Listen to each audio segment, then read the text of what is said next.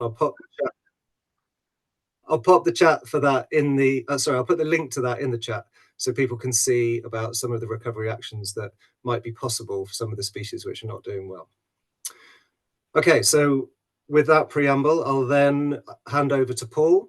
So Paul's going to start with a good news story about what's been happening on Lundy. Over to you, Paul. Hi, Alex. Yeah, thanks for the introduction. So yeah, I'm Paul St. Pierre, Conservation Officer for the RSPB. I just want to update you on the surveys that we've been carrying out on Lundy. So this was primarily for burrow nesting seabirds last year, but because of avian influenza, we got some additional funding, and so we covered all the seabirds in 1 year, which was great, because in the past we've actually separated out those burrow nesters because the amount of work is quite a lot. But yeah, so Lundy's got an amazing data set, and it runs back to about 1981, and that really is down to people like David Price and Peter Slater, who actually set up the monitoring there. So it's a fantastic data set, and the survey builds on that. So yeah, okay, over to the next slide, please. Yeah, so Lundy's off the west coast of Devon, near the Bristol Channel, Celtic Sea. So hopefully you'll know where it is, but that's the geographical location. Next slide, please. If you can, there's some transition information on the slide. So if you click twice, please, it'll just come up, I think. Yeah, so this is a bit of background to Lundy. Hopefully you know pretty much who owns it and how it operates, but it's owned by the National Trust, managed by the Landmark Trust, and yeah, it's pretty much run as a sort of tourism destination. And one of the things I would say now is that it's now got a bird observatory. It's a really good location if you want to go and see seabirds. It's pretty amazing now, lots and lots of seabirds to see, but also it does lots of other stuff around migration. So that's a new addition, and that's just happened last year. So yeah, Joe, who can't be here today, also heads up the Lundy Bird Observatory. So that's really yeah, that's really fantastic news, and it's going to increase the amount of monitoring that's going on, which I can explain a little later. But in terms of seabirds, so historically over 80,000 seabirds, but that dropped to a sort of low and bounced around about 6,000, around 2,000. But it was a site where a major island restoration project was carried out, and it's been rat-free since 2004. And the population of seabirds has significantly increased. So the last survey, 2021, we estimated about 27,000 seabirds. So yeah, but obviously with the concerns about avian influenza, we were concerned and wanted to make sure what the birds were doing. So next slide, please. Yeah, so the survey, so that covered all the 11 species of seabird on the island, and they've got specific types of seabird survey requirements. So we use vantage points for the cliff nesting seabirds and the gulls, but for Manx shearwaters and storm petrels, we used playback, which basically involves playing a call down a burrow and seeing what responses you get. And this was an estimation of the population, because all birds don't respond, so you have to calibrate them. And the work involved staff from RSPB, Natural England, and Lundy Island Company, and that included the Bird Observatory. So yeah, and we covered 3 weeks between the period of 27th of May and the 15th of July. And just to say that we put all the data on the JNCC/BTO Seabird Monitoring Programme database, and that's really important because that means it's accessible to anyone that wants to use it. Next slide, please. So yeah, so Lundy is divided up into sections, and this is how we survey it. So it goes from A to L, and within that there's probably about 130, 140 vantage points. So yeah, it's a lot of work, and you have to cover a lot of ground. There's a lot of up and down, but this has been set up, and it's been a really good way of doing it. Yeah, so all the vantage points are mapped, and we actually understand A, where to look from, and B, where you're looking at. So all the sections of cliff are mapped as well. So really, really helpful. So we can compare 1 year to the next, or one survey to the next. Next survey, please. Yeah, so I'm going to go into the species accounts now, just to give you a quick summary of what we found. So yeah, so this is one of the major beneficiaries of rat removal. So Manx shearwater, we're down to about 500 birds in about 2,000. So very few birds on the island. We checked about 15,000 holes or burrows this year, last year, sorry. And we estimated now there's about 12,600 currently occupied burrows. That makes about 24,000 Manx shearwaters now on Lundy, which is a massive increase. And so this accounts now for almost half the seabirds on Lundy, the Manx shearwater. And the population on Lundy is something like 92% of the England population. and it's about 1.61% of the UK population. So yeah, it's sort of now internationally important from Mount Shearwater to the island. So a fantastic success story. Next slide, please. So the next species is storm petrel. So again, this is a burrow nester, so we had to use playback on it. And this species has only colonised in about 2014. That was when the first a fledged bird was recorded. We checked about 5,500 burrows, and this was a bit later in the season. So this was like the first week of July. So this was some of the last surveys we did.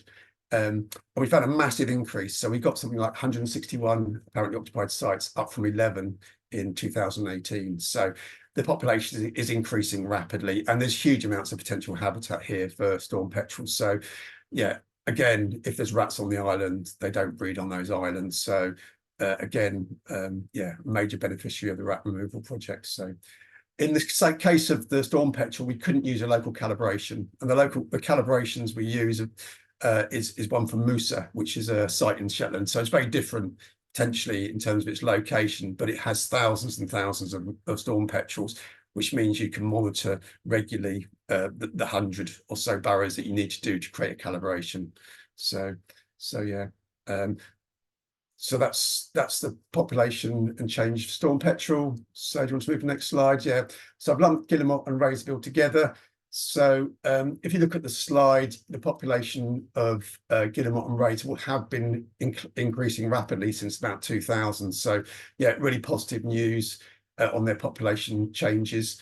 But it's interesting to note that since 2021, the population seems to have leveled off a bit. So even though we don't think that avian flu got into the population, we're not sure what's happening with the Guillemot and Razorbill populations on Lundy. So it's something we are quite concerned about. But yeah, the populations, so for Guillemot, we know that there's about 9,000, nearly 10,000 birds in 2023. But we know that there was about 20,000 birds in 1939. So there's still quite a lot of potential habitat for them. And again, with the Razorbill, it seems to have plateaued out, but it's well below the figures in 1939 from Perry, which were about 10,500. So potentially lots more habitat. So we're not quite sure why they've leveled off. So we want to check that out. Again, we weren't aware of this, but actually the Lundy is now internationally important for Razorbill. It's got 1.68% of the UK population. So fantastic news, really important seabird site for the species. Okay, next slide, please. Puffin, yeah, this is something, again, was if you were hit around in 2000 and you saw the puffin population down to about 5 birds, people were really worried and thought they'd pretty much lose puffin from Lundy, which if everyone knows, Lundy is Norse for puffin, so it would be a major sort of cultural, effect on the islands, really. So this species, again, is another vantage point species that we monitor from. And again, in 1939, there was about 3,500, and in 2023, up from 5 in 2004 to 1,335. So an amazing increase and a major beneficiary of the rat removal project. So fantastic news for puffin. Next slide, please. So kittiwake has had an interesting history. It's was a large population when it was first surveyed in 1981, and the population is still significantly lower, but it's actually starting to increase again, which is against the national trend. So yeah, a low point in 2013, and that increase has been really positive. And we're not sure why, but we do think that the fish populations in the Celtic Sea are probably pretty healthy, and this is probably helping to drive some of the population increase of the birds in that area. So, and kittiwake is likely to be one of them. So positive news for kittiwake, where elsewhere it's pretty negative, really. So next slide, please. Fulmar, not much to say about Fulmar really in terms of what they're doing. The national trend is, I think, declining. The population looks like it has declined since the last survey. They are a scavenger, and so we're not quite sure why they're declining, whether there's less food for them in the marine environment.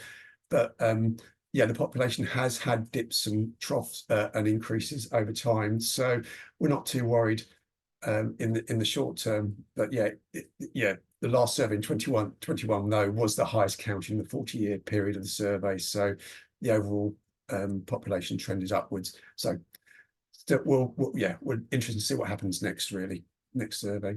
So next slide, please. Yeah. So shag, just to say that shag, the situation with shag is that they're quite an early nester. So the survey period that we cover is not ideal for them, and we might actually miss some of the nesting attempts in certain years. So the data has to be treated with a bit of caution, really. But if you look at the count, in 2023, it was the second highest count in that 40-year period. So generally speaking, shag are doing quite well on Lundy. And again, that is against the national trend. So yeah, positive news for them. Next slide, please. So yeah, I've lumped the three gulls together. So all the three large gulls, so lesser blackback, greater blackbacks, and herring gull, all breed on the islands. Next slide, please. And their populations are mirroring the national trend, so they are declining, and we've seen declines generally across all the three species. Interestingly, herring gull have picked up a bit again from 2022 when we did the last survey, but generally speaking, lesser blackback gulls and greater blackback gulls are declining, and we're quite worried about those, and some of those species are red listed. So nationally, they've got similar problems. So yeah, just to say that we think that we're probably surveying them slightly late, so a week earlier will probably be much better for these species. But abandonment of nest sites is quite high, so clearly they're either not laying or they're not surviving very long when they do. Next slide, please. So yeah, so I think I've lost a little bit of the information. I'm not sure. I don't think you'll get it back, but just to say that, yeah, Lundy's an incredibly important seabird colony now. It's probably the third largest seabird site in England after Flamborough, Bempton, and the Northumberland Coast SPAs for cliff nesting birds. So yeah, it's got something like 43,000 seabirds now on Lundy, which is incredible when you look back to 2000 when there was between 5,000 and 6,000. So really, really important. It supports, it's probably the fourth largest colony for Manx shearwater in the UK. So it's bigger than two SPAs that are currently designated. And it could actually be the sixth largest in the world. I'm not quite sure, but yeah, potentially. So incredibly important for Manx shearwater, and also very important for razorbill. So two species that Lundy's really important for, but overall as a colony, really, really healthy and really, really important. So yeah, next slide, please. So yeah, just a bit of summary and looking forward. So yeah, so 40,000 seabirds of 11 species. That's the largest since the 1930s. So really good news. Over 25,000 of Manx shearwaters. Critically to this island, biosecurity and the seabirds, biosecurity is really, really important in protecting them. So we're working closely with the Landmark Trust and Joe's team to make sure that that's in place and it's protecting the seabirds from potential incursions of rats. So that's really, really important. And obviously, a lot of the seabirds on Lundy don't get any protection at sea. So species like Manx shearwater and storm petrel, and razorbill, are internationally important, and it'd be really, really good to see them get further protection, particularly at sea. And because there's so few sites which have Manx shearwater identified as SPA, the network for that species is not very resilient. So it'd be great to see a bigger network of sites for Manx shearwater. And just to say, we're going to continue to survey the site on a 4-year cycle. So yeah, just monitoring the change. So yeah, I think that's me done. I just like to say thank you. The last slide, I think, is a thank you to everyone involved, over between 30 and 40 people. So a massive task, really well done. And thanks everyone, in particular those people that were involved in the island restoration project in about 2000. Yeah, these results wouldn't be here without them. So thank you. Thank you very much, Paul. Really interesting and great to see that continued recovery in those burrow nesters in particular. There is one question for you, if you're happy to take it, from Martin Kirby. Hi, Martin. Did storm petrel nest historically on Lundy, or is it a new colonist?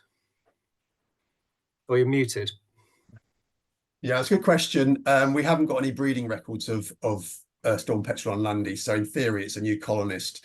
But I assume pre-rats, it probably would have been quite it'll probably been a breeder, but I'm not aware of any historical information. But if anyone is or has got that information, that'd be really useful to have, actually. So please do share it if anyone finds any information on that. But I'm not aware that that's the case. Great, thanks, Paul. Okay, if we can move on then, please, Maya. Okay, yeah, next we're going to hear from Jay at the Isles of Scilly Wildlife Trust about the survey work that happened on the Isles of Scilly last summer. And one thing I will say, Jay, is that on your first slide, the week I came out to volunteer with you, the weather was nothing like that. So I think I was unlucky, but over to you. Thanks, Alex. Yeah, it's you got to time it right for Scilly. But yeah, I'm Jay Cowan. I was a seabird survey assistant during the 2023 survey. Next slide, please. So thank you everyone for joining us. I thought I'd give a little bit of context for the Isles of Scilly. It's got several scientific designations and it's considered internationally, nationally and regionally important for a variety of different species. As Paul mentioned with a lot of his seabird species, a lot of them are cliff nesters. While we have the same species, we don't have the same kind of geography. So a lot of our puffins and razorbills and guillemots are in fact boulder nesters. So they'll find little nooks and crannies to go and tuck themselves into. So just an interesting little difference there. Next slide, please. So a bit of an overview of the survey results. We had 6,821 seabird territories across 51 islands, so it's quite an undertaking conducting the survey, absolutely worthwhile. A lot of these places are uninhabited islands across the Isles of Scilly, and require jumping on and off dinghies to access these very rocky, craggy, bouldery type of islands. Overall, we have seen majority declines in our species numbers. However, we've got 5 of our 13 seabird species increasing, which is mostly our auks, our puffins, guillemots, razorbills, etc. We also lost terns as an annual breeder, unfortunately. We found no recorded nesting sites from the 2023 survey, although we did see them present in the areas. Next slide, please. So we'll start off with razorbills and guillemots. Like I said, they're boulder nesters rather than cliff nesters across the Isles of Scilly, and we did fortunately see increases of them, which is always lovely to see. We also had them showing across a few more sites, 1 or 2 more than previous surveys. And we have a regionally important population of razorbills, so it's really good to see their population increasing. Next slide, please. We've got our puffins here. Again, another auk species that we've seen increase. A regionally important site across Scilly. Some of the more important islands are places such as Annet, which we'll get a little bit more information on later, but Annet is very close to one of the islands we did a rat removal operation on. And I'll talk a little bit later, the significance of that. Our Manx shearwaters as well, massive increase, as you can see, up by 103% since the last big survey we undertook across the Isles in 2015. Another regionally important species, as the Isles of Scilly is one of only a few places across the UK that we have breeding and fledgling Manx shearwater. Next slide, please. So I thought I'd just include this little graph. This is really demonstrating the benefits that the removal of mammalian predators can provide to species such as our Manx shearwater, our burrow nesters. So this is from St Agnes and Gew. St Agnes is one of the populated islands on the Isles of Scilly, and it was this massive undertaking, as you can see, about that time frame between 2013 2014, that we got the entire island of St Agnes to work together to limit food availability for rats and to undertake this whole project to remove rats completely from the island. Now, St Agnes and Gew are next to the island of Annet. And it's a little bit of a holy grail seabird haven for us seabird surveyors on Scilly. So it was really, really great to see the massive impact this has had. As you can see, the numbers are just skyrocketing from the rat removal and the numbers that we had breeding on St Agnes and Gew. And as you can see as well, before rat removal, we didn't have any successful breeding seasons. All of the chicks would be completely wiped out by predators, whereas afterwards, the numbers do speak for themselves. Next slide, please. Storm petrels, another burrow nester, one of my favorites, I have to say. They are very, very sweet.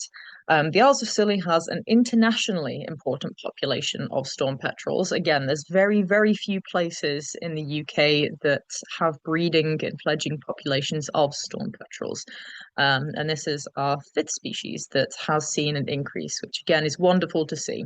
It's a very similar situation that we have with our Manx shearwater, in that the main hit on the storm petrels was mammalian predators, these rats that you see across the islands going down into the burrows and preventing any fledging success. Storm petrels are also quite interesting in that if they smell any rats in particular at any of their breeding sites, they are much less likely to land there and even attempt to nest. So removing rats and other mammalian predators from their known and established breeding sites is very, very important to create a safe place for them to increase their numbers. Next slide, please. We've got our fulmars and kittiwakes.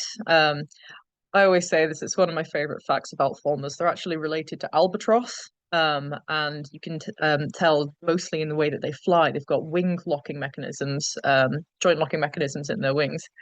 I always have to give that fact. It's probably my favorite bird fact. Unfortunately, we have seen decreases in our numbers of fulmars. Since the last 2015 survey, they are still considered regionally important as a population across Scilly, but we're seeing them in lower numbers across few islands. The situation with the kittiwakes is unfortunately quite sad. They were only found at one site, which is on Gume, the same place that we had the rat removal project success. 2021 was the first year that there was no breeding attempts. In 2023, it's actually my responsibility to go and check on this colony.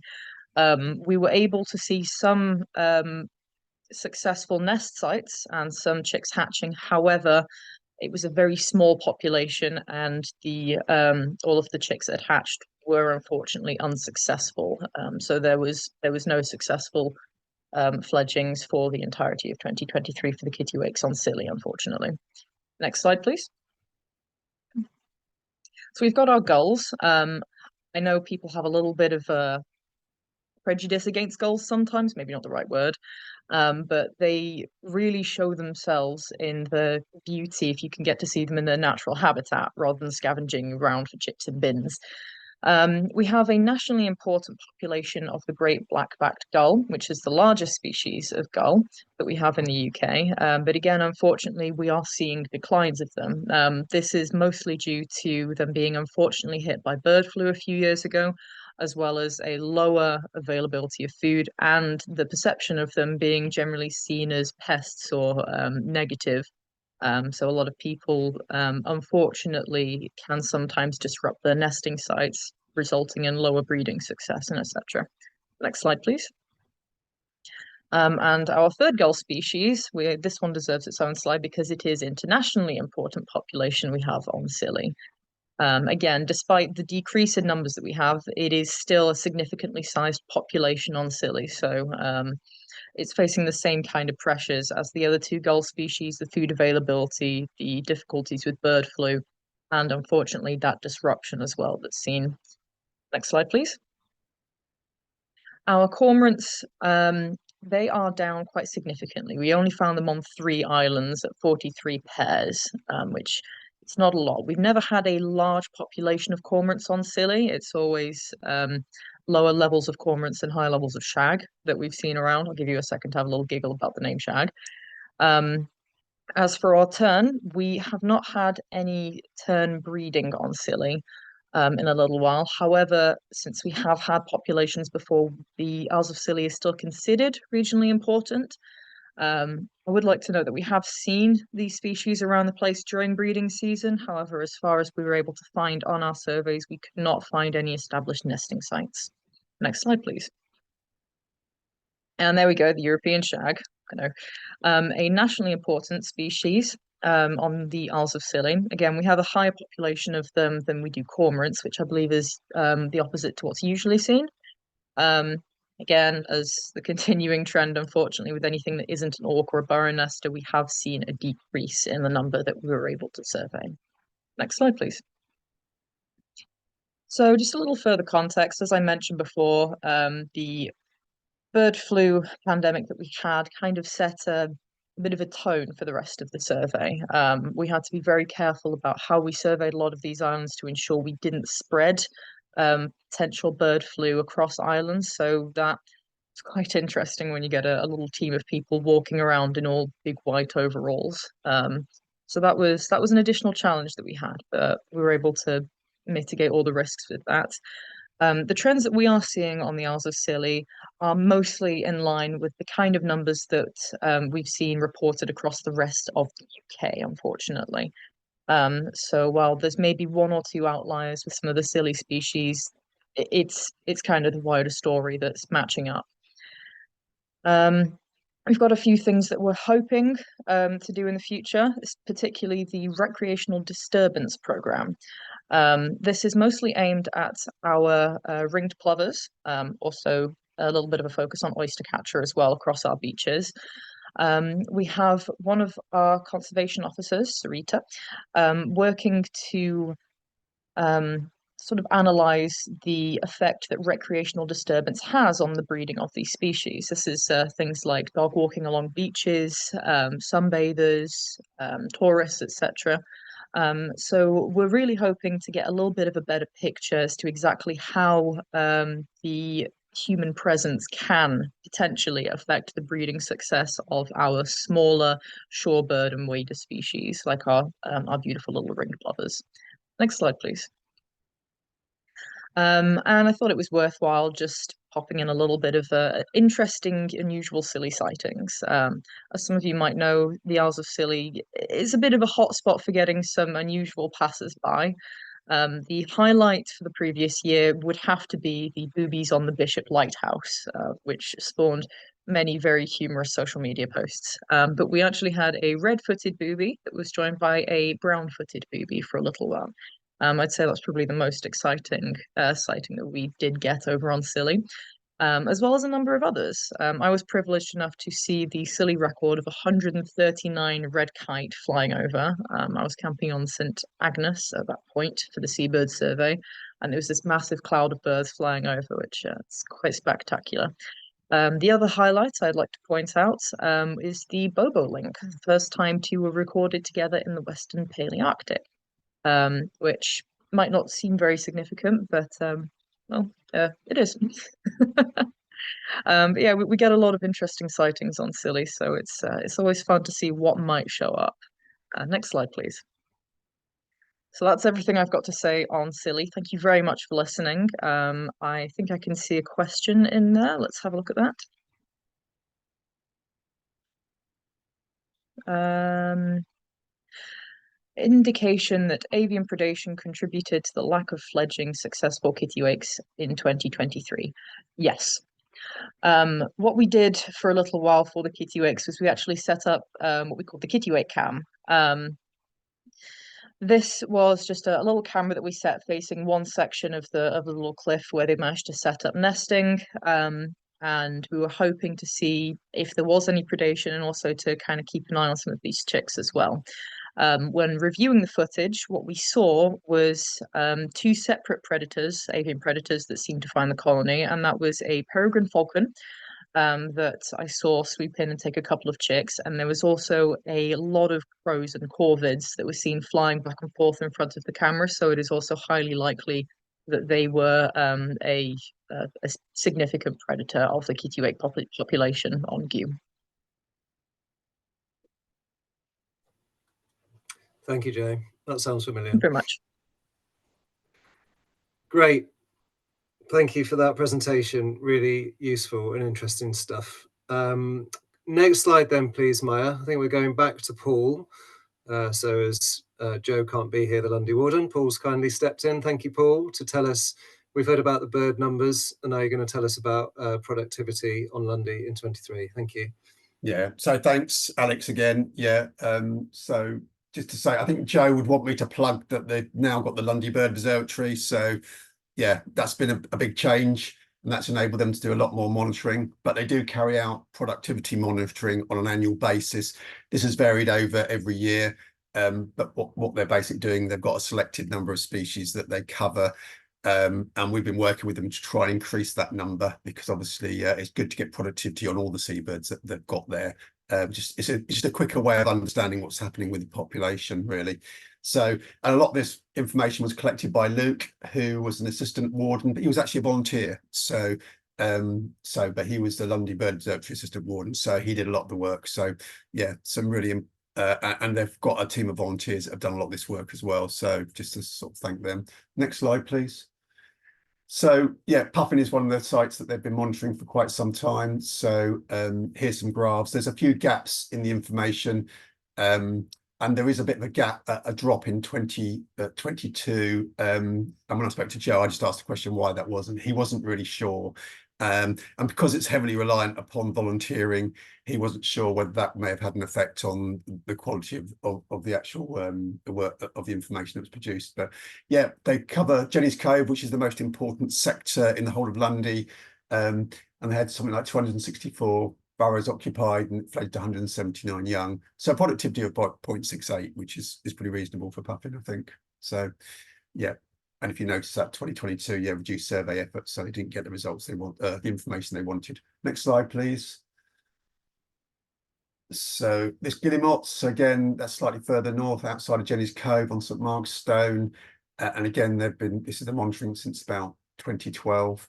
And actually in 2023, this number of sites seem to have dropped quite rapidly, dramatically. So if you look at the bottom graph, the numbers of birds occupying St Mark's Stone is a lot lower and has declined since about 2021. So again, we're not quite sure why, but productivity again dropped last in 2022, but increased again in 2023, and so 0.73, which is about as high as it's ever been. So yeah, we're not quite sure why that was, and why the numbers of birds are actually declining in terms of adults occupying this site. So it'd be useful information, so we can start looking into that.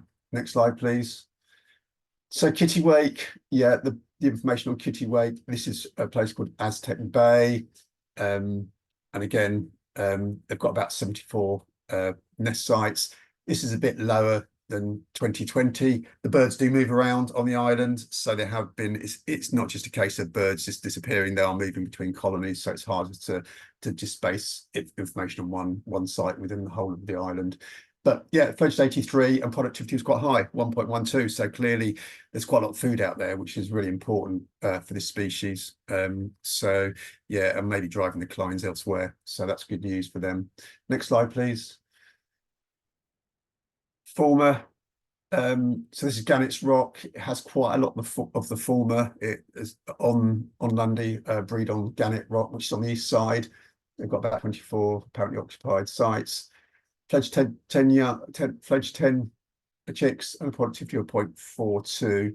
So yeah, the productivity levels are probably about similar to previous years, maybe slightly lower, but the actual occupation by adults is declining. So again, yeah, we're not quite sure what's driving that, but it's going to be useful information to start working out why. Next slide, please. So yeah, so the old light colony, Manxshire Water, this was probably the last remaining, or the major last remaining colony in about 2000, and it's been well studied, lots of reading going on there, and they've got various artificial nest boxes that have been put in place. They've got over 30, and they're looking to set up a RAS study site for Manxshire Water, which are really good. So yeah, they had 13 occupied, they fledged 10, so productivity of 0.7. So, and I think that's fairly reasonable for Manxshire Water. So next slide, please. So yeah, the key thing we've been working with them on and what they've got in place is a biosecurity plan. So they've been rat-free since 2004. No incursions reported into 2023. So biosecurity for life, run by the RSPB, or for England, sorry, now. Tessa's been helping make sure that their biosecurity plan is up to date and have the resources they need. We've now got a conservation detection dog, which we've taken to the Isles of Scilly already, but we also want to take it across to Lundy, and that will be a really useful tool in determining whether rats, detecting rats, but also monitoring freight and other things which might bring rats over. And yeah, some training is going to be in place for the new conservation team. And yeah, like I said, future plans, because of the declining goals, it'd be really good to include those in productivity studies, and that's what Joe's planning. So yeah, I think that's it. Brilliant. Thank you, Paul. Thanks for stepping in for Joe. Haven't seen any questions come through, so I think we can move on to Mark. So Mark's going to tell us about Cornwall. Brilliant. Yeah, thanks, Alex. Yeah, I'm going to try and work off two different things at the same time here, so hopefully I won't confuse myself terribly. Yeah, so it's interesting looking at some of these really nice intensive study plots and things, and Cornwall is quite different from that, where we have a disparate number of observers and very unstandardized effort recording across the county. So what we've tried to do this year is a slight change, is to look at long-term trends in some of the birds rather than just presenting what we've actually found this year. Next slide. So some of the key sites that we're talking about, just to put them on the map so you know where they are. So Porthmisson and Portreath along the North Cornish coast, Porthgwarra, which is just around the corner from Land's End, and then down on Mounts Bay, you've got Trevorvis Head, Mullin Island, and then out the bays of St Ives Bay, Gerrans Bay. Over towards Plymouth, you've got Loo Island there as well. Next slide. But first off, we'll just have a very quick look at a species that we always drop into the marine ecosystems talks, because it's a species that in the past has been quite an important species even from a national perspective. The population of wintering black-necked grebes in Cornwall was quite key. In the heyday, perhaps 10, 15, 20 years ago, up to 50 or 60 birds would be wintering in the Fal Estuary complex, and particularly the area around Carrick Roads. But you can see from the graphic there that's really dropped off post about 2015, 2016. Unfortunately, as an update, the situation hasn't changed massively. So the first winter period last year, there were just 1 or 2 birds wintering in the Carrick Roads area. Slight improvement, which is an update to that graphic, is that at the second winter period, so from late November into December, there are up to 12 birds wintering in the Carrick Roads area. So maybe there's hope yet that the population might start to build up again. Next slide. Before we get on to breeding birds, I think one of the key things for a lot of people, and I know Jay mentioned it on Scilly, that they saw a similar pattern of occurrence of this huge increase in large shearwater records, particularly from key sea watching sites. So we just pulled together the long-term averages in Cornwall for monthly totals for those 2 big shearwaters, Corrie's shearwater and Great Shearwater. And you can see on both of those in 2023, the counts in through the whole autumn passage period were, orders of magnitude higher than they have been in the past. And example, if we just look at Corrie's shearwater, then the 6,000 that passed Porthgwarra on one day alone was better than any previous year. So the count on one day was better than any previous year, and that just gives an indication of the huge increase in both of these species. And again, Great Shearwater had a huge year in 2022. Not quite as many this year, but still having 1,800 past the sea watching site on one day alone was quite significant. Another species that's had a huge increase in record is Scopely's shearwater, and this is a species that, although it's only relatively recently been considered distinct to Corrie's shearwater, I think it's been on people's radar for quite a while, and yet this is still, or prior to last year, was an exceptional national rarity, and yet just in Cornwall alone, there were records on 3 dates in July, and stick that July date in your mind, because that we'll mention that again in a second. But there were only 3 UK records prior to 2023. There were 3 in Cornwall, and there were numerous records from the Isles of Scilly, particularly from some of the pelagics that were run out of there in 2023 as well. And this is quite key, that this isn't just increased observer awareness or observer effort, but a real increase in that species. Next slide. So if we look at, I just wanted to look at these 3 species because they have, we think of them as big shearwaters, and they appear in big numbers, but their actually breeding biology is quite different. So if we just look at Corrie's shearwater, so Corrie's shearwater breeds in the Eastern Atlantic, and what I've done here is just picked out some GPS tracking studies that will give us an idea of where these species would normally be foraging. So Corrie's shearwater breeds in the Eastern Atlantic, forages out into the Atlantic and as far south as the Southern Oceans off South America and South Africa. Next slide. If we look at Scopolis shearwater, and you can see there for the keen-eyed amongst you that you can identify it's a Scopolis shearwater because it has the white wedge in the underwing spreads far more out towards the tip of the wing than it does on Corrie's shearwater. And this is a photograph of one of the birds seen in Cornwall last year, and it really does give you an idea of how difficult the identification can be when you have to be lucky to get a photograph like this to be able to identify the birds.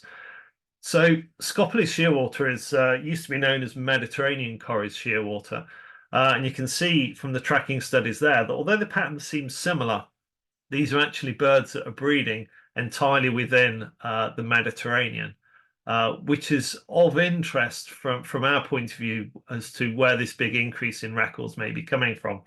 And one of the suggestions with Scopolis shearwater is that with increased drought conditions in around the Mediterranean, particularly in Doñana and places like that, that there's a much reduced flow of fresh water into the Mediterranean, with any sort of nutrients that are coming down into the Mediterranean vastly reduced as well, which might be affecting fish stocks and the sort of the marine species that Scopolis shearwaters are breeding on. And you'll remember on the last slide that we'd be expecting Scopolis shearwaters to be leaving the Mediterranean in October to go to wintering areas. So it's intriguing that those Cornish records are all in July, which might again be indicating an early departure from the Mediterranean due to issues with food. Next slide. And if we look at great shearwater, again, a completely different ecology as well. So great shearwater is a bird that's breeding in the southern oceans, and then we just see it on passage in the northern Atlantic. So it's intriguing that all 3 of these species seem to be increasing. Whether this is due to changing weather patterns or food availability isn't quite clear. Next slide. So if we go on to some of our more normal breeding species, and nothing quite so exotic, if we talk at cormorants, so this is a view across to Mullion Island, and this is a site where we used to do a lot more routine monitoring, but to reduce disturbance and for various other reasons, a lot of our monitoring now is just through nest counts from photographs. Next slide. So pulling together a lot of the information from places like Mullion Island has been quite difficult. So you can see here going back to the start of the 1990s. And what we've got here is numbers of apparently occupied nests of cormorant across Mullion Island and Lew Island over towards Plymouth. And you can kind of see when more regular reporting started or recording started from around 2013 onwards. But you do get an indication from the 90s that the populations on both of these islands have been increasing steadily over time. And in fact, we've had record numbers. If we actually knock it forwards into 2024, we have record numbers of cormorants nesting on Mullion Island this year. Next slide. So same 2 islands. If we look at great blackback gulls, so this is great black-backed gull just hatching out, another egg just chipping on the right there. If we look at great black-backed gulls on the two sites, next slide.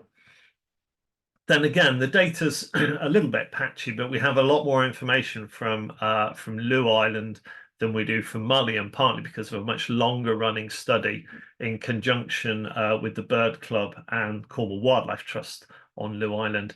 And again, we can see that on both of those sites, the population has been steadily growing over those years. The apparent decline in great black-backed gulls just over 2022 and 23 on Lew Island is probably an impact of a slight change in the grazing pattern of the sheep on the island, and that's something that's hopefully being addressed now, and we'll see this year whether that's had any impact, and we see larger numbers of birds backbreeding on the island. But it's mildly encouraging, but the big issue on Mullion Island, and particularly more so on Mullion Island, is the very low productivity of these sites. And on Mullion, we can see 70 or 80 breeding sites, nest sites, and this will be producing anywhere between 120 and 140 eggs and chicks. But then the actual numbers of birds that are fledging is probably only 10% of that, with under 20 birds fledging most years. So it's quite a concern. It doesn't appear to be from predation, or not mammalian predation, but whether it's cannibalism from other birds on the island, we're not quite sure. Next slide. So we've heard a little bit about kittiwakes, and I think it's really encouraging that Lundy's seen an increase, because I think we're very much in the same camp as Scilly, where we've seen a big decrease in our population. And just to give you just a bit of an insight into how difficult it can be monitoring these birds in Cornwall. So this is a site called Park Trammell Cove, which we'll see it on a map in a second. And this is a new site that's only just been occupied in any number just over 2023 onwards. But you can see top right that if you actually look at the site from the sea, it doesn't look like there are many birds there. And it's a site that you can only really access on certain states of tide in very calm sea conditions. But you actually have to get right into that cove, as you can see top right, to then look up into the colony to see those birds. So it's not a site that you can view from the coast path at all. And as I said, you can't really view it from the sea. So monitoring these sites is quite difficult, and it generally involves accessing them by kayak. Next slide. So we do generally, you can see if we run through the animations here. So way back, so if you just click the next animation on, there we go. So these kittiwakes used to breed at Rinsey. Prior to 2012, there were probably about 140 pairs breeding at Rinsey. Those numbers declined catastrophically from 140 to 60 down to 5. Next click, not quite slide. Oh, next one, there we go. So birds generally disappeared for a couple of years, and then most of that population appeared to move on to Trewarvus Head. So from 2015 onwards, birds were in number there.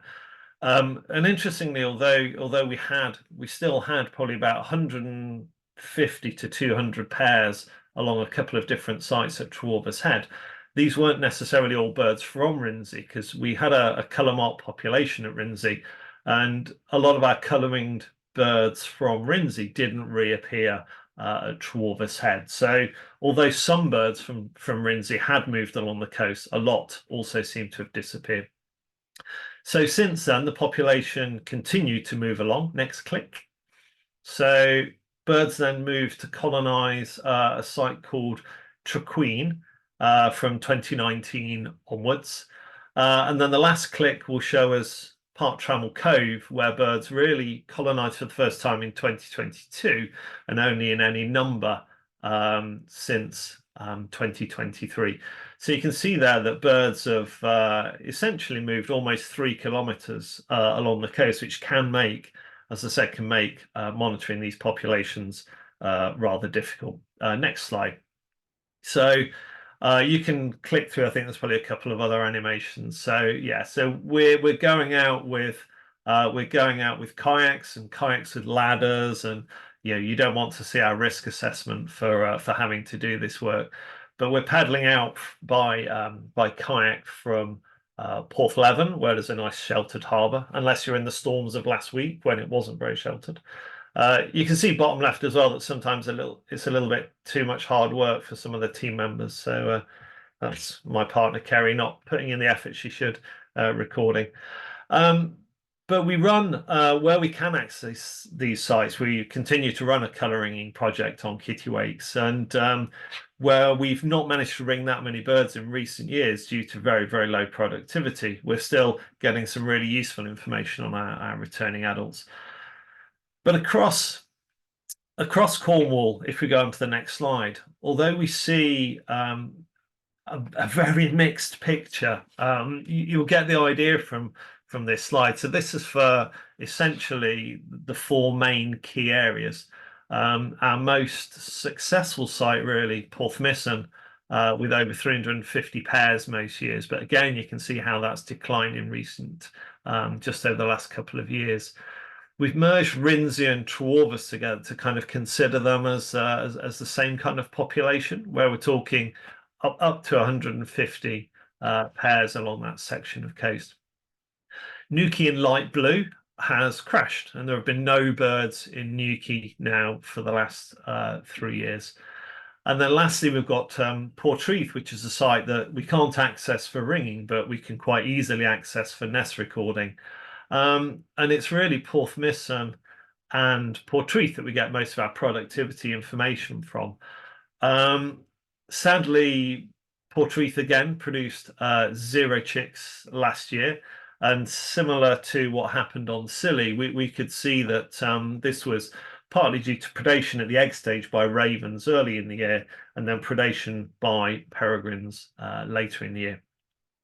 We do have this ongoing theory, which is shared by researchers in France as well, that it's the can't be bothered attitude of birds, where birds are actually settling, they're returning to sites later, they're taking longer to settle at sites.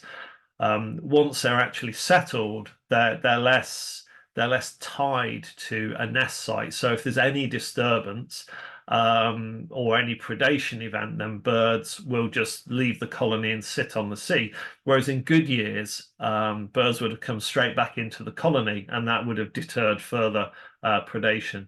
So the fact that these birds just don't appear to be bothered to be having a serious breeding attempt means, I think, that they're much more prone to predation. Next slide. So yes, so here we go. Porthmeson, as I said, our most successful site, did produce over 150 chicks, which is quite encouraging. It's still, I think Paul said that Lundy productivity was 1.12 chicks per pair, and ideally you should be looking for about 1.2 chicks per pair to maintain a stable population. So for Porthmeson to have 158 chicks is only about 0.5 chicks per pair. So it's not a sustainable level of productivity at that site. Trewavas is faring slightly better, or that Trewavas stretch is faring slightly better, but it's probably important to note that all of those chicks will have come from Trequeen and Park Trammell Cove. So Trewavas itself and Rinsey produced 0 chicks. And again, Portreath, lots of nest monitoring, lots of effort put in, 0 chicks produced. Next slide. So I always stick something at the end of what I think our key priorities are for the coming years, and they don't tend to change that much. But I think, as Jay had said, with some of the remote monitoring that they've done of kittiwakes, we're looking at doing similar with cormorants, perhaps on Mullion Island and perhaps almost some kittiwake sites, where through remote monitoring, when using volunteers, we can get a better idea of what might be causing increased failure at these sites. And there is a big push at the moment for better monitoring of breeding seabirds in protected areas, triple SIs especially. And this is work that the National Trust are really getting involved with. So it'll be really interesting to have that more regular annual monitoring of the of these key sites. And then also we're still keen, and this is what we find quite difficult, is to continue to promote the simple, easy nest recording of species like shag, fulmar and herringull, which from relatively easy to do from a cliff top vantage point, and these are key species that we're really, really interested in. So we're still thinking about ways that we can actually encourage more wider nest recording of these species. So that's about for me. I see there's one question from Bob. Kittiwake predation by birds. Are kittiwakes naturally inclined to move colony locations simply to get away from predators that learn where they nest and so hunt more effectively? Simple answer, yes. Yeah, absolutely. And I think that is key, and that's why these populations will move and shift. But I think it's slightly more worrying, this can't be bothered attitude, where even the larger sites with significant numbers of birds are still really suffering from predation. But I think in part it is quite a natural response to that level of predation. And interestingly, something like peregrine is in massive decline in Cornwall anyway. So they can't be entirely blamed for this. Thank you very much, Mark. Just to follow up on that, actually, do you think that the kind of once colonies start declining, that group defense function maybe breaks down a little bit as well, which probably propagates further decline? I think we've suspected that at some of the sites in Devon. Yeah, that used to be my theory, because my theory was that there was a tipping point where a colony would shrink to a certain degree, and then it would become more prone to predation. But I abandoned that idea when places like Porthmeson and Portreath were both failing when they were like 250, 350 apparently healthy pairs. And we actually stopped ringing at Trorvis for a couple of years because it became apparent that the behavior had changed, where any disturbance of the birds meant that they just weren't returning back into the colony as quickly as they would in previous years. So I think there is something more subtle going on. It's a riddle. Yeah. Well, I'm running out of time to solve. Paul, do you want to come in? You've got your hand up. Yeah, I was just going to say that, I mean, apparently healthy birds, and whether that the actual health of the birds is an issue. So can't be your bothered attitude might be to do with their own adult health of the birds. So I know that when we did some tracking stuff on Scilly, we abandoned that because the birds just weren't healthy enough. They had major weight issues and stuff, so we just didn't bother doing it. So it might be a food-driven issue to start with, that they're not that they can't be bothered, they're just lack of food and Poor condition. Yeah. Yeah, absolutely. Yeah. Yep. So but the same principle really. Interesting stuff. Thank you. Thanks, Mark.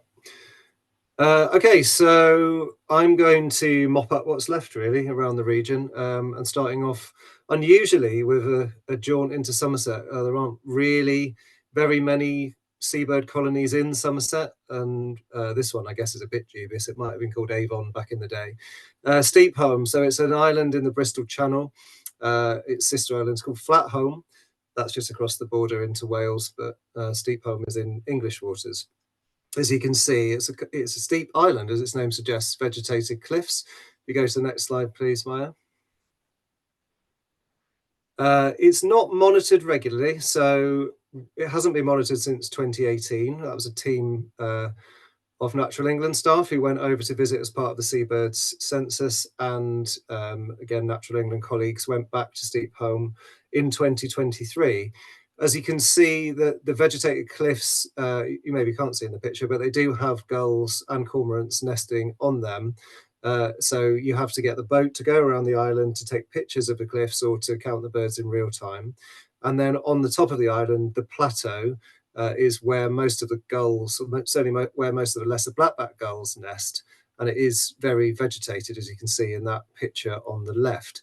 But when you're on the plateau, the gull nests are obvious, and you can see in the bottom right corner there, we mark them with a spot of dye to make sure we don't double count. And so we think we get good, accurate counts on the plateau, but this year it wasn't possible to get a really accurate count of the cliffs. So we'll see in a minute what effect that had on the data. Steepholm's managed by a really small charity called the Kenneth Allsop Memorial Trust. And there's lots of conversations going on about how it might be possible to support the trust in some of the management of the island. It's effectively got some historic buildings on it dating from, I think, some of the previous wars, certainly the Second World War, or maybe prior to that too. And volunteers within the trust manage those buildings and also the habitat within which the gulls nest. Okay, if we go to the next slide, please. Oh yeah, occupational hazard, because it is a gull colony. It's a dirty job, but somebody's got to do it. And unfortunately, my colleague Matt there got quite badly splattered whilst working on the island. Next slide, please. So this is the data that we have for Steepholm. As you can see, it's not regularly monitored, but we've had a few stabs at it over the last 20 years or so. The herring gull bar is missing for 2023, so that isn't a complete absence of herring gull, but it probably is a real decline. And as you can see in the lesser blackback gulls in green, a bit of a peak the last time we visited in 2018, and numbers now down to something around the same as they were in the year 2000. And some of that may be due to habitat management. There's quite a lot of scrub on the plateau, and it might be possible to support the Kenneth Allsop Memorial Trust to manage some of that scrub and perhaps open up a bit more of the habitat for lesser blackback gulls in particular. So that's something that's being talked about at the moment.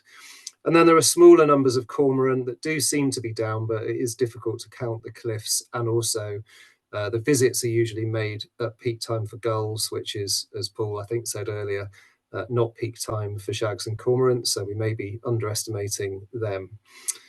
But yeah, it's a really interesting site, and one we hope to do a bit more monitoring on, so we can see if we can get any habitat management going, what effect that might have on breeding numbers of lesser blackback gulls in particular. So that's Steepholm and that's Somerset. If you go to the next slide, please, Maya. I'm going to cover Dorset for Richard. So as I said, Richard unfortunately can't be here today. Richard works for the RSPB and kindly put together the slides to cover the colonies in Dorset. Next slide, please. So there are 5 main seabird breeding sites in Dorset. Brownsea Island in Poole Harbour on the east. Purbeck Cliffs is the only cliff site in Dorset. Logmore is a freshwater coastal site, as is Chesil Beach and Abbotsbury. So they have freshwater lagoons, or sorry, coastal lagoons, I should say, behind the shingle bank at Chesil Beach, which are nested on by terns. So if we go to the next slide, please. And Dorset is the only county in our region that has breeding sandwich common and little tern, as well as Mediterranean gull, which is a species that has expanded its distribution from the continent into the UK and is now increasing, particularly in southern counties. We have 2 special protection areas in Dorset, so the Poole Harbour SPA, which includes breeding sandwich and common tern, as well as Mediterranean gull, and then Chesil Beach in the Fleet, which has little tern as a breeding species. Next slide, please. Yeah, that's just a reiteration of the site. So the yellow one there is the Purbeck site, the cliff site, and the others are all tern and gull nesting sites. So yeah, next slide, please, Maya. Yeah, you don't need to read all the information on this table, but I think the column that says trend 2020 to 23 is quite interesting. So for Poole Harbour, most of the species over that time frame are relatively stable, possibly some slight declines in sandwich tern, apart from Mediterranean gull, which is increasing. And then at Chesil Beach in the Fleet, the little tern population is more or less stable, but there is a bit of a drop-off in the last couple of years, which we'll need to keep an eye on, in contrast to common tern at Abbotsbury, which are increasing. And then, as it says, the other species, black-headed gull, stable where we can get information, and common terns at Logmore likewise relatively stable at around 50 odd pairs. So we can drill into that in a bit more detail. If you go to the next slide, please, Maya. I mentioned avian influenza at the beginning of the talk, and there was a major outbreak at Brownsea Island in Poole Harbour. So there were about 600 dead birds collected, mainly sandwich terns and black-headed gulls, and mostly chicks, but some adults. You can see the effect this had on productivity.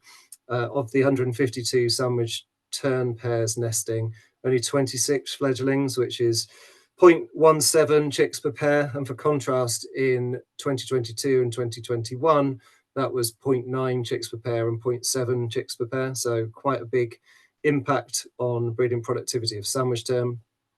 And likewise, common tern also, perhaps not affected to quite the same degree, but 0.4 chicks per pair. That was the same as in 2021, but it was a bit higher at 0.5 in 2022. So possibly within normal fluctuations. Black-headed gull, though, definitely impacted. So 115 fledglings from 216 pairs, which is about 0.5 chicks per pair. And ordinarily, in the last couple of years, that's been as high as 1.6 chicks per pair. So impacts of HPAI on the productivity of sandwich tern and black-headed gull in particular. Next slide, please.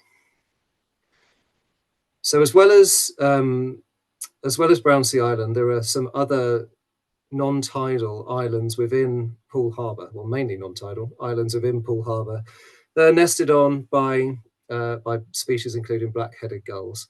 And the count there at just over 4,000 was up about 40% from 2016, which is encouraging. And likewise, as I said, Mediterranean gull numbers increasing generally, and up about 80% from 6 years ago in 2018 on those islands.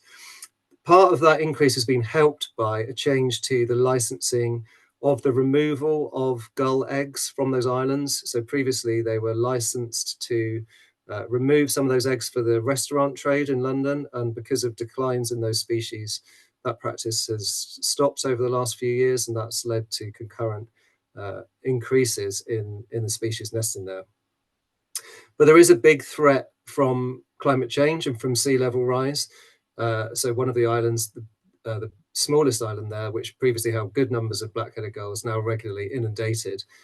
So that is no longer usable as a breeding site. And this is a bit of a common issue for some of the habitats around Poole Harbour. Next slide, please. So moving west to kind of Weymouth area and Lodmore, again, HPAI affected these sites badly. Common tern, almost no productivity whatsoever at Lodmore, and in the last couple of years that site's been very productive, between 0.9 and 1.6 chicks per pair. Some black-headed gulls fledged, but we haven't got any count data to be able to compare that with previous years. And then moving to the western edge of the fleet at Abbotsbury, common tern pairs 100 is kind of normal these days, I think, in terms of numbers, but only 20 chicks fledged. And likewise, that colony tends to be quite productive, about 1 chick per pair in most years. So again, impacts of HPAI on tern species at those colonies in common with the impacts at Poole Harbour. Next slide, please. So little tern breed on the shingle at Chesil Beach, the only little tern colony in our region. There is a little cluster around the Solent, but there are no little tern colonies to the west until you get to North Wales. So it's quite unique for us. And there's been dedicated conservation action at that site for some years now as part of the Little Tern Recovery Project. Numbers, as I said, are slightly down on previous years, but productivity was good. So we had at least 45 chicks fledging from 35 pairs, which is about 1.3 chicks per pair. And that compares well with 2022, when we had between 1.1 and 1.6 chicks per pair. So it's looking quite productive. In 2021, productivity was only 0.05 chicks per pair, so a really poor season. And part of that was from kestrel predation. The understanding is that the kestrel was tame and released by a local falconer, and for whatever reason now no longer seems to be present, and so isn't affecting that colony in the way it did in 2021. There is still fencing around the colony, so both electric fencing to keep out foxes, which is now powered by solar panels, but also a hedgehog barrier to prevent the hedgehogs from getting electrocuted, but also to prevent them from getting into the little tern colony where they can consume eggs. No sign of avian influenza within the Chesil Beach little tern colony, which is good news. So a reasonable year for little terns, but it'll be interesting to see what adult numbers look like. If we go to the next slide, please, Maya. Yeah, the number of adults dropping is interesting in another way, because the site is a RAS site. Paul mentioned RAS earlier, so that's retrapping adults for survival. That's where birds are ringed and then retrapped at the same sites to try and understand how many of those adults survive. And the plot on the right shows the resightings from 2018 to 2021. So you're effectively looking to read rings to confirm whether the birds are still alive or not.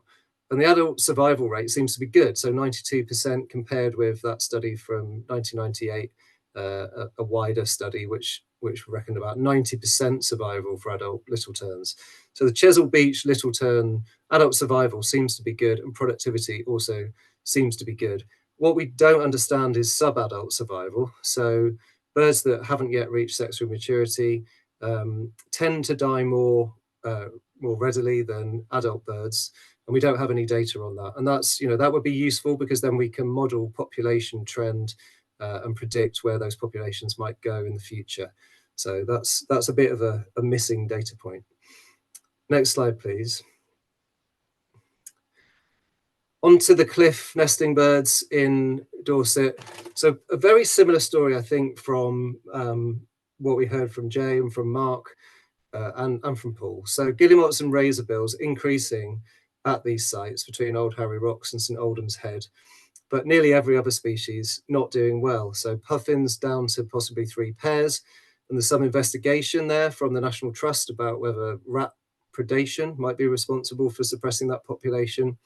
But we've also seen declines in kittiwakes and fulmars and shags. So very similar and familiar story at that site. Next slide, please. So yeah, Dorset is well monitored, which is good, and we have those really important populations, including within the special protection areas.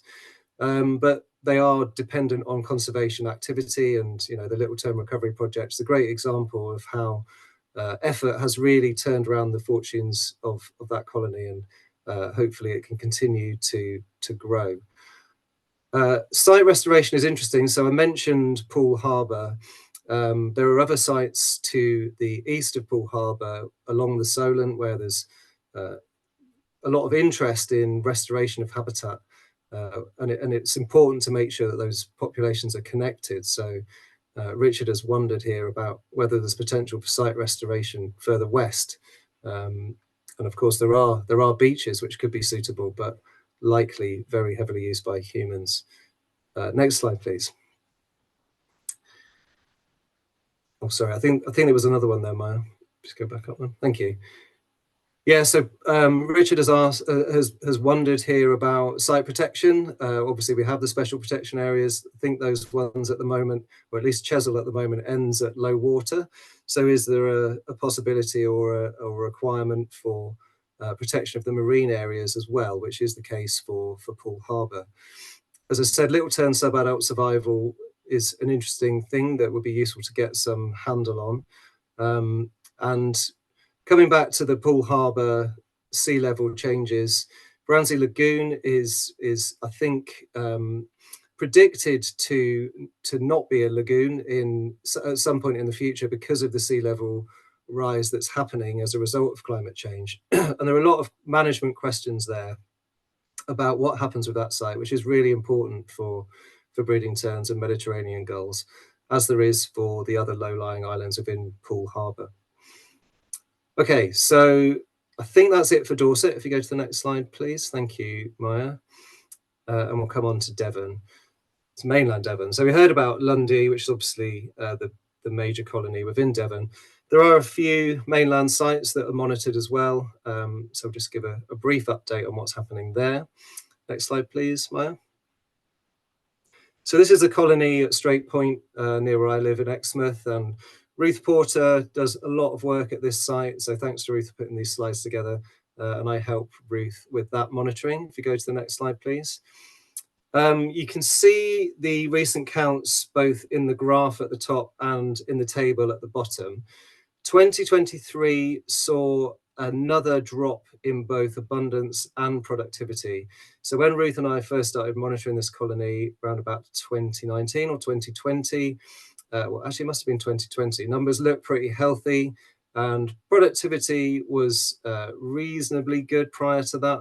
But it has been dropping, as you can see, year on year since 2020. So the lowest productivity we've recorded at the site within this time period. Oh, sorry, Maya, gone. That's it, thank you. And although the adult numbers are lower than they have been since 2020, they are comparable with what they were about 10 years ago. So we'll see what happens this year. Hopefully that trend in abundance won't continue. Hopefully we might have a good season, but unfortunately we have very similar issues to the ones Mark described in Cornwall. We've definitely had raven predation. In the past, we've definitely had peregrine predation as well. And this is not within a protected site, so we have very little ability to manage it. It's actually right next to a beach, which is part of a holiday park. So yeah, there's not a lot of scope for managing this site. But we may be able to think about some of the remote monitoring ideas that have been suggested for Kittiwake, which I think would be helpful to confirm what we suspect is happening in terms of predation there. Okay, next slide, please, Maya. Berry Head, so you'll see in the photo, that's the town of Brixham, and Berry Head is the headland that extends south of Brixham. It's got a pretty decent guillemot colony, and there isn't too much to say about it. I think some of the counts around 2010 that look greater were possibly some methodological issues at that time in the counts. So probably there are between 800 and 1,000 individual guillemots using this colony year on year for about the past 25 years. And sometimes it's up a bit, sometimes it's down a bit, but it seems to be relatively stable. So that might be the carrying capacity of that site. It might just be full of guillemots. So I won't dwell on that. Next slide, please. And we have a couple of sites in the South Hams, which, you know, are not major sites by any means, but they're interesting and perhaps indicative of some of the wider changes. So there's a couple of smallish shag colonies within the Bolt Tail and Sawmill Cove areas. So only about 14 and 16 apparently occupied nests for shag. But, you know, 30 shags in that part of the world is a decent number. And I think they are declining, but maybe not as greatly as they are at some of the other sites. Next slide, please. And then a bit further along towards Bigbury Bay and Berg Island, we have Butter Cove. So, you know, this is quite typical of South Hams. There's just these little coves that have a handful of birds nesting on them. Just 7 apparently occupied sites for Fulmar.